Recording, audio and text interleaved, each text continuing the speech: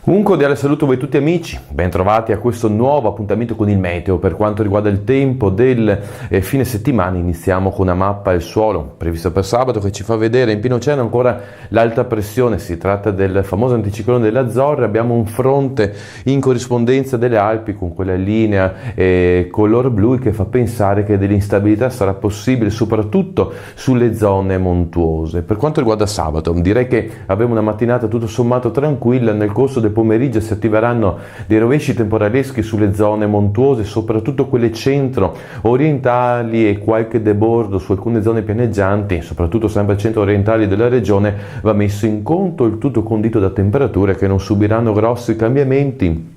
Per quanto riguarda la domenica ci sveglieremo al mattino con delle nubi che attraverseranno il nostro territorio, possibili precipitazioni al mattino sui settori orientali, meridionali e parte di quelli centrali della nostra regione. Poi tutto passerà, ci saranno delle belle schiarite con calo delle temperature, e questo calo delle temperature si farà sentire a inizio settimana quando tornerà il sole, ma avremo temperature massime inferiori ai 30 gradi. Con ora ho detto tutto, auguro a voi tutti un buon weekend e se avete tempo e voglia ci vediamo nel prossimo appuntamento.